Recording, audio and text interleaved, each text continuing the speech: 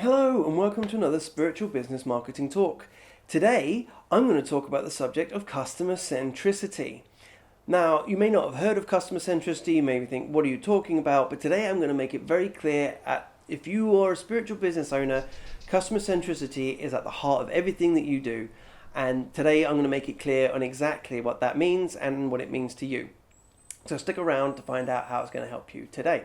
So today's marketing is unlike anything in history. The power of the internet has meant that the customer has all the power. Someone searching for your services online will find hundreds of blogs that will give them untold information, millions of blogs that will teach them everything they need to know about their problem. Now the problem is they may not know what's right, what's wrong, what they want to actually implement. It can lead to a lot of confusion. There'll be conflicting information. People often search for medical issues and symptoms, and it gives them a whole raft of different things, and they start going crazy and they don't understand. But the thing you really have to understand now is that the customer has more power than ever because they can be as researched as possible before they even speak to you. They can have all the cards, they can have all the information. Once upon a time, businesses had all the information and very little was exposed to the customers, so they had the advantage of knowing more than the customer. Now you're at the disadvantage of not knowing what the customer knows, and actually likely that they could know more than you and have done their research. It's possible that they won't have, but they could have. So what you have to really dig deep now is to get really close and understand how you help your customer by focusing on them and their needs. You need to be open and transparent and what we call customer-centric.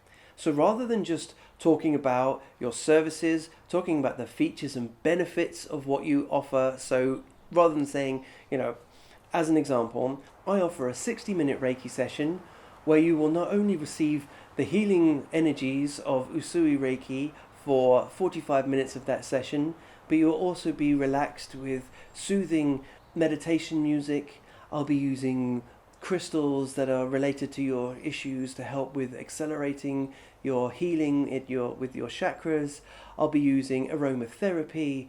I'll be using some advanced Reiki techniques and even some sound therapy to really give you the ultimate experience, and you'll walk away feeling better than you were before. And that all sounds lovely, but that's just talking about the features of the situation and not really touching on the benefits. What you have to do is really tap into who your client is, what they're coming to you for, and speak to them about their problem and how you solve that problem. They don't really care whether or not they're going to get a 45-minute Reiki session out of an hour and there's a 15-minute consultation at the beginning, and whether you're going to use crystals and sound healing as well. They just want to know that if they come to you, they're going to feel better afterwards because their issue is going to be resolved. Now, just saying they'll feel better afterwards is also not enough. You've got to say, come to me if you're struggling with depression. I have 10 years of Reiki healing experience, and in those years I have helped many people through their depression and out the other side to a place where they have been happy, fulfilled, and completely free of their depression. In as little as 3 to 5 sessions with me, I can guarantee that you will feel better in yourself, in your mind, in your body, and your spirit. Through the power of Usui Reiki, I can guarantee that with just a few sessions, you will already feel the difference. So if that sounds like something that you'd be interested in, book a session with me. Now again, I'm still not going into the real nitty-gritty of what I'm doing. I'm not telling them anything more about the energy. I'm just focusing on their solution. I'm telling them that I have had years of practice doing it so that they can trust that I've done it in the past. And I've given them an amount of time. I'm telling them that in 4 to 5 sessions they should either feel completely cured or better, which using some techniques is absolutely true.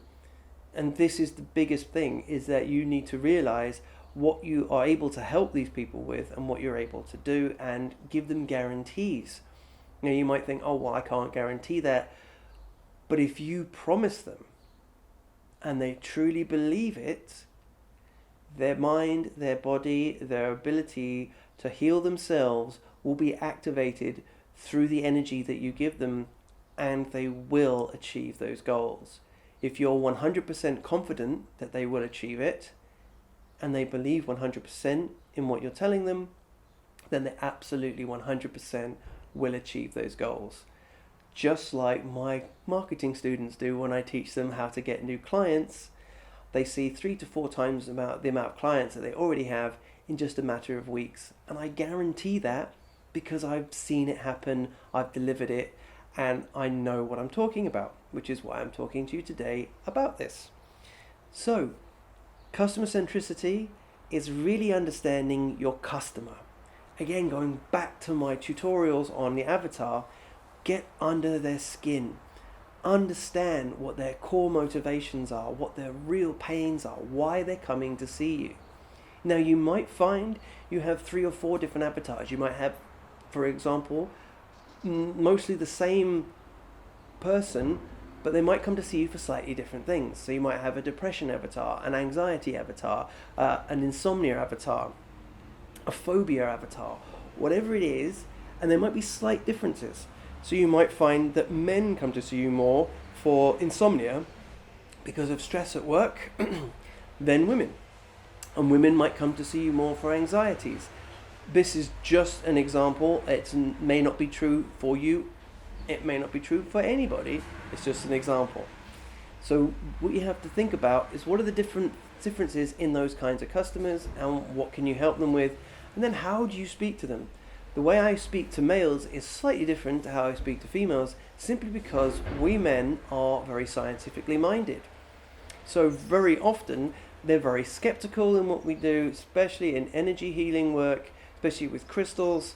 But once you start to talk about the science involved, the quantum mechanics involved, then those sorts of key concepts are more believable for the male species. And what you have to do is ultimately make your clients believe that you not only know exactly what is happening to them and exactly how they are feeling about it, but exactly how you can help. So the more that you make that client believe that not only do you know them intimately and understand their problems intimately, but that you are the best solution for that problem. Okay, so I hope that's helped to explain what customer centricity is and how you can use it in your business, and giving you some examples of the different types of way that you can approach your client. Don't talk about features and benefits of exactly what happens in a healing or in one of your sessions. It's not necessary. They don't want to know that. Some might like the minutiae of the detail, and I would imagine that's mostly men would like the full details. But most people just want to focus on what you can do for them, the solution that you bring to them, and how you help. So have a great day, and look forward to talking to you soon.